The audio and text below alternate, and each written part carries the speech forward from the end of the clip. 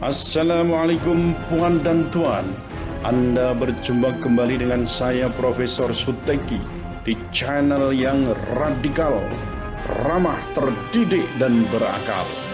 Puan dan tuan dijamin tidak akan merugi mengikuti channel ini, maka jangan lupa untuk subscribe, like, comment, and share. Kupu-kupu di atas bunga, bunganya ada di balik batu. Dengan senyum kami menyapa, Assalamualaikum warahmatullahi wabarakatuh. Salam hormat kami kepada Profesor Suteki selaku dosen pengampu di mata kuliah pengantar ilmu hukum. Perkenalkan, kami dari kelompok 10 akan mempresentasikan hasil kerja kami tentang penegakan hukum. Tanpa berlama-lama lagi, kami akan mulai memaparkan materi yang telah kami susun. Penegakan hukum adalah proses dilakukannya upaya untuk tegaknya atau berfungsinya norma-norma hukum secara nyata sebagai pedoman perilaku dalam lalu lintas atau hubungan-hubungan hukum dalam kehidupan bermasyarakat dan bernegara, menurut T. Subarsyah Sumandikara. Secara konsepsional, inti dari penegakan hukum terletak pada kegiatan menyeserasikan hubungan nilai-nilai terjabarkan di dalam kaidah-kaidah yang mantap dan sikap tindak sebagai rangkaian penjabaran nilai tahap akhir untuk menciptakan, memelihara, dan mempertahankan kedamaian pergaulan hidup. Penegakan hukum berfungsi sebagai perlindungan kepentingan manusia agar kepentingan-kepentingan manusia terlindungi. Hukum harus dilaksanakan. Dalam menegakkan hukum, ada 3 unsur yang harus diperhatikan, yaitu 1. Kepastian hukum. Kepastian hukum merupakan perlindungan justisiable terhadap tindakan sewenang-wenang yang berarti seseorang akan memperoleh sesuatu yang diharapkan dalam keadaan tertentu. Yang kedua adalah manfaat. Hukum untuk manusia. Maka pelaksanaan hukum atau penegakan hukum harus memberi manfaat atau kegunaan bagi masyarakat. Jangan sampai justru karena hukumnya dilaksanakan atau ditegakkan, timbul keresahan di dalam masyarakat. Dan yang terakhir adalah keadilan. Dalam pelaksanaan dan penegakan hukum harus adil. Hukum tidak identik dengan keadilan. Hukum itu bersifat umum, mengikat setiap orang, bersifat menyamaratakan. Sebaliknya, keadilan bersifat subjektif, individualistis, dan tidak menyamaratakan. Selanjutnya akan dilanjutkan oleh teman saya. Baik, untuk yang berikutnya adalah faktor-faktor yang mempengaruhi penegakan hukum.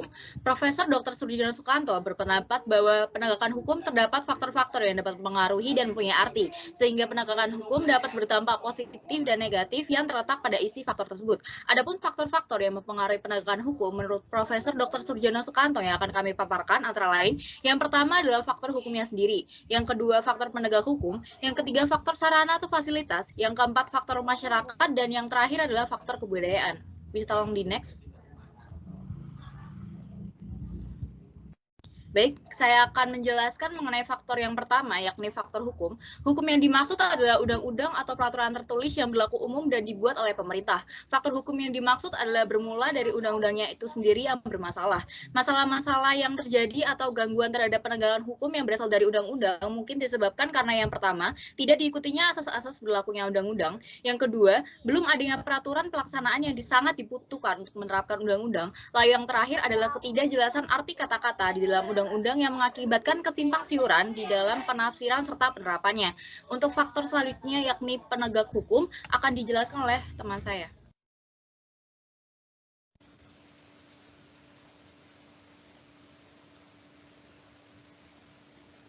Baik, selanjutnya adalah faktor penegak hukum. Pengertian dari penegak hukum adalah pihak-pihak yang membentuk atau menerapkan hukum. Secara sempit, penegak hukum dapat diartikan sebagai orang yang bekerja di bidang kehakiman, kejaksaan, atau kepolisian. Yang pertama adalah hakim. Kedudukan hakim diatur dalam Undang-Undang Dasar 1945 Pasal 2 Ayat 1 dan Ayat 2. Profesi hakim merupakan profesi hukum karena hakikatnya adalah melayani masyarakat di bidang hukum. Oleh karena itu, seorang hakim dituntut memiliki moralitas yang sangat tinggi dan tanggung jawab yang tinggi. Yang kedua adalah jaksa. Jaksa adalah pejabat fungsional yang diberi wewenang oleh undang-undang untuk bertindak sebagai penuntut umum dan pelaksana putusan pengadilan yang telah memperoleh kekuatan hukum tetap, serta juga wewenang lain berdasarkan undang-undang. Tugas jaksa dalam bidang hukum pidana, perdata, dan tata usaha negara memiliki perbedaan masing-masing. Yang ketiga adalah polisi. Polisi juga disebut sebagai peranata umum sipil yang mengatur tata tertib dan hukum. Di pengadilan, polisi juga berfungsi sebagai penyidik yang tugasnya mencari barang bukti, keterangan dari berbagai sumber, baik keterangan saksi maupun saksi ahli. Selanjutnya, bisa di next. Yang berikutnya adalah tugas dan wewenang jaksa. Yang pertama adalah tugas dan wewenang jaksa di bidang pidana. Yang pertama adalah melakukan penuntutan. Yang kedua, jaksa bertugas melaksanakan penetapan hakim dan putusan yang telah memperoleh kekuatan hukum tetap. Yang ketiga, jaksa bertugas melakukan pengawasan terhadap pelaksanaan putusan pidana bersyarat, putusan pidana pengawasan, dan putusan lepas bersyarat. Yang keempat, jaksa bertugas melengkapi berkas perkara tertentu dan untuk itu dapat melakukan pemeriksaan tambahan sebelum dilimpahkan ke pengadilan yang dalam pelaksanaannya dikoordinasikan dengan penyidik. Kemudian, tugas dan wewenang jaksa di bidang perdata dan tata usaha negara. Kejaksaan dengan kuasa khusus dapat bertindak baik di dalam maupun di luar pengadilan untuk dan atas nama negara atau pemerintah. Kemudian, tugas kejaksaan di bidang ketertiban dan ketentraman umum. Yang pertama adalah melakukan peningkatan kesadaran hukum masyarakat. Kemudian yang kedua, melakukan pengamanan kebijakan penegakan hukum. Yang ketiga adalah melakukan pengawasan kepercayaan yang dapat membahayakan masyarakat dan negara. Yang keempat adalah melakukan pencegahan penodaan dan atau penyalahgunaan agama. Lalu yang terakhir adalah melakukan penelitian serta pengembangan hukum serta statistik kriminal. Bisa di next. Selanjutnya adalah polisi. Dalam Undang-Undang Nomor 2 Tahun 2002 tentang Tugas Pokok Kepolisian Negara Republik Indonesia, dalam pasal 18 disebutkan bahwa fungsi utama dari kepolisian adalah yang pertama melakukan pembinaan masyarakat atau tugas preemptif. Dalam tugas ini, polisi dituntut untuk membina masyarakat untuk meningkatkan partisipasi masyarakat dalam mengenal hukum dan perundang-undangan. Polisi harus mampu mendekati masyarakat secara sosial agar lebih mudah beradaptasi dengan masyarakat dan lebih mudah untuk membina masyarakat. Yang kedua adalah tugas di bidang preventif atau pencegahan. Tugas ini mewajibkan polisi untuk memelihara keamanan dan ketertiban masyarakat serta menjaga keselamatan orang lain, benda dan barang termasuk perlindungan dan melakukan pertolongan.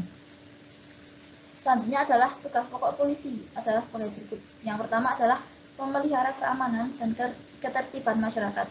Lalu yang kedua adalah melakukan penegakan hukum. Yang ketiga adalah memberikan perlindungan, pengayoman dan pelayanan kepada masyarakat. Jadi next. Selanjutnya adalah hakim. Seorang hakim memiliki 3 tugas pokok, diantaranya adalah yang pertama, membantu pimpinan pengadilan. Hakim bertugas membantu pimpinan pengadilan dalam membuat program kerja jangka pendek dan jangka panjang, pelaksanaan serta pengorganisasiannya. Lalu yang kedua adalah melakukan pengawasan yang ditugaskan ketua untuk mengamati apakah pelaksanaan tugas telah dilaksanakan sesuai dengan ketentuan yang berlaku dan melaporkannya kepada pimpinan pengadilan. Yang ketiga adalah melakukan tugas pengawasan dan pengamatan atau Kinwasmat, yaitu melakukan pengawasan dan pengamatan terhadap pelaksanaan putusan pidana di lembaga permasyarakatan dan melaporkannya kepada Mahkamah Agung atau MA. Bisa di next. Selanjutnya adalah ada beberapa halangan yang mungkin dijumpai pada penegak hukum dalam melakukan penegakan hukum. Yang pertama adalah adanya keterbatasan kemampuan untuk menempatkan diri dalam peranan pihak lain dengan siapa dia berinteraksi. Lalu yang kedua, tingkat aspirasi yang relatif belum tinggi. Yang ketiga adalah kurangnya memikirkan masa depan sehingga sulit sekali untuk membuat proyeksi. Lalu yang keempat, belum adanya kemampuan untuk menunda pemuasan suatu kebutuhan tertentu, terutama kebutuhan material. Yang kelima, kurangnya daya inovatif yang sebenarnya merupakan pasangan dari konservatisme. Kemudian, halangan-halangan tersebut dapat diatasi dengan membiasakan diri dengan sikap tegas sebagai berikut, yang menjadi solusi dari halangan tersebut. Sikap yang pertama adalah sikap yang terbuka terhadap pengalaman maupun penemuan baru. Lalu yang kedua, senantiasa siap untuk menerima perubahan serta menilai kekurangan yang ada pada saat itu. Yang ketiga, peka dengan masalah-masalah yang terjadi di sekitarnya. Lalu yang keempat, senantiasa mempunyai informasi yang selengkap mungkin mengenai pendiriannya. Lalu yang kelima, berorientasi ke masa kini dan ke masa depan yang sebenarnya merupakan sebuah urutan. Lalu yang keenam, menyadari akan potensi yang ada di dalam dirinya. Selanjutnya yang ketujuh, berpegang teguh pada suatu perencanaan dan tidak pasrah pada nasibnya. Yang kedelapan, percaya kepada kemampuan ilmu pengetahuan dan teknologi di dalam meningkatkan kesejahteraan umat manusia. Yang kesembilan, menyadari dan menghormati hak, kewajiban maupun kehormatan diri sendiri dan hak orang lain. Yang ke-10, berpegang teguh pada keputusan-keputusan yang diambil atas dasar penalaran dan perhitungan yang matang. Selanjutnya akan dilanjutkan oleh rekan saya. Baik, faktor selanjutnya yaitu faktor sarana atau fasilitas. Fasilitas atau sarana sangat penting untuk mengefektifkan suatu aturan tertentu. Ruang lingkup yang dimaksud terutama sarana fisik yang berfungsi sebagai faktor pendukung, yakni bagaimana para penegak hukum dapat bekerja dengan baik apabila tidak dilengkapi dengan kendaraan dan alat-alat komunikasi yang memadai dan proporsional. Tanpa adanya sarana atau fasilitas tertentu, maka tidak mungkin penegakan hukum akan berlangsung dengan lancar. Saran atau fasilitas tersebut mencakup yang pertama, tenaga manusia yang berpendidikan serta terampil. Kedua, organisasi yang baik. Ketiga, peralatan yang memadai. Dan yang keempat, keuangan yang cukup. Dan untuk menghadapi permasalahan terkait dengan sarana atau fasilitas, berikut solusi untuk mengatasinya. Yang pertama, jika hal tersebut tidak ada, maka akan dilakukan sebuah pengadaan stok baru. Yang kedua, jika hal tersebut rusak atau salah, maka segera diperbaiki atau diganti. Yang ketiga, jika hal tersebut kurang, maka akan ditambah. Yang keempat, jika hal tersebut macet, maka akan diperlancar. Yang kelima, jika hal tersebut merosot, maka akan ditingkatkan lagi. Selanjutnya akan dilanjutkan oleh teman saya.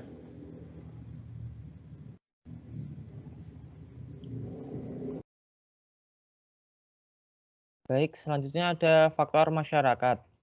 Dari sudut sosial dan budaya, Indonesia merupakan suatu masyarakat yang majemuk dengan sekian banyaknya golongan etnik dengan ragam kebudayaan yang berbeda.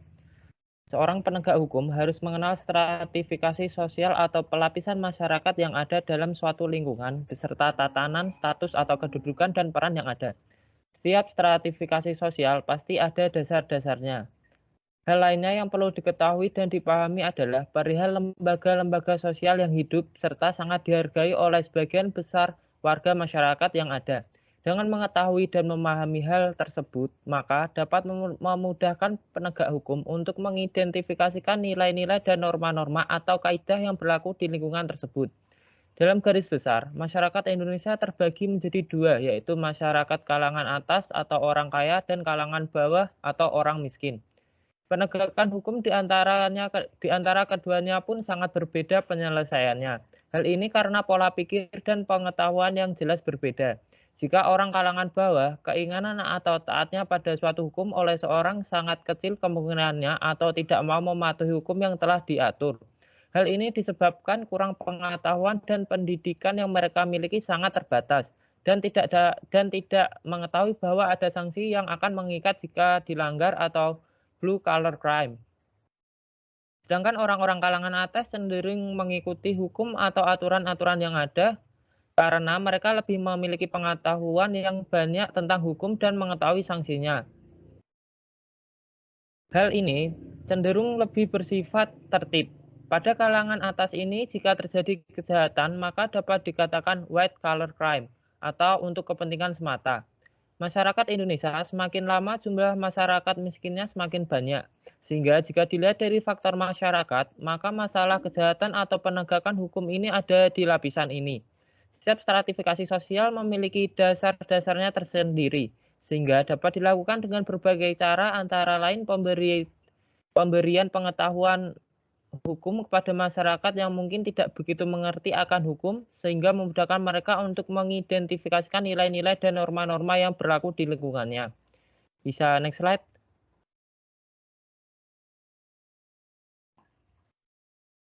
Penegakan hukum berasal dari masyarakat dan bertujuan untuk mencapai kedamaian di dalam masyarakat. Oleh karena itu, dipandang dari sudut tertentu, maka masyarakat dapat mempengaruhi penegakan hukum tersebut. Apabila warga masyarakat sudah mengetahui hak dan kewajiban mereka, maka mereka juga akan mengetahui aktivitas-aktivitas penggunaan upaya-upaya hukum untuk melindungi, memenuhi, dan mengembangkan kebutuhan mereka dengan aturan yang ada.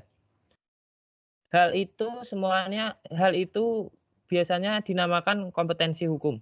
Kompetensi hukum tidak mungkin ada apabila warga masyarakatnya tidak mengetahui atau tidak menyadari apabila hak-hak mereka dilanggar atau terganggu. Selanjutnya, tidak mengetahui akan adanya upaya-upaya hukum untuk melindungi kepentingan-kepentingannya. Dan yang ketiga, tidak berdaya untuk memanfaatkan upaya-upaya hukum karena faktor keuangan, psikis, sosial, atau politik. Yang keempat, tidak mempunyai pengalaman menjadi anggota organisasi yang memperjuangkan kepentingan-kepentingannya. Dan yang terakhir, mempunyai pengalaman-pengalaman kurang baik di dalam proses interaksi dengan berbagai unsur kalangan hukum formal. Selanjutnya akan dijelaskan oleh rekan saya.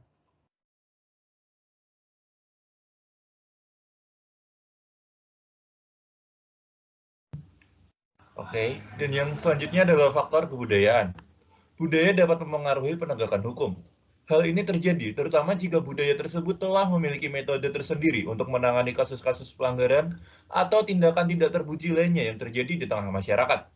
Dalam hal ini, bahkan penegakan hukum berdasarkan hukum positif harus terlebih dahulu dikesampingkan dan mengutamakan pendekatan budaya.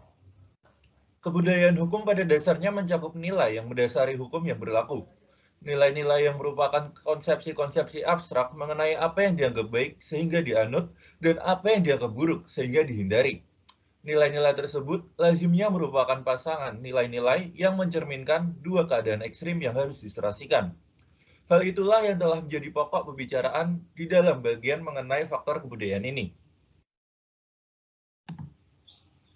Selanjutnya adalah sesi pertanyaan.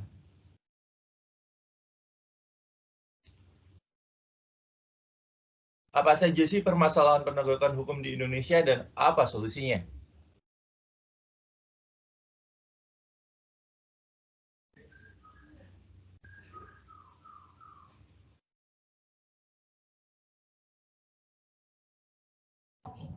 Baik, untuk jawabannya, permasalahan penegakan hukum yang terjadi di Indonesia itu diantaranya lemahnya integritas hukum, lalu tidak adanya pengawasan efektif, masih melihat hukum pada kontennya, lalu mental praktisi hukum yang masih lemah, selanjutnya adalah sarana dan prasarana hukum yang kurang memadai, independensi hakim yang bermasalah, peraturan hukum yang kurang jelas, proses pengadilan yang bermasalah, dan kurangnya kesadaran hukum masyarakat. Untuk solusinya sendiri adalah yang pertama, meningkatkan kesadaran hukum setiap masyarakat, yang kedua adalah memperkokoh tatanan hukum, dan yang terakhir adalah memperbaiki sarana dan prasarana hukum di Indonesia. Dengan demikian, selesailah sudah presentasi kami. Kami mohon maaf jika ada kesalahan dan terima kasih atas perhatiannya. Karena dibuka dengan pantun, maka perkenankanlah saya untuk menutupnya dengan pantun juga. Menggoreng ikan dicampur bami, digoreng terpisah jangan sekaligus. Cukup sekian presentasi dari kami, semoga mendapat nilai yang bagus. Wassalamualaikum warahmatullahi wabarakatuh, dan terima kasih.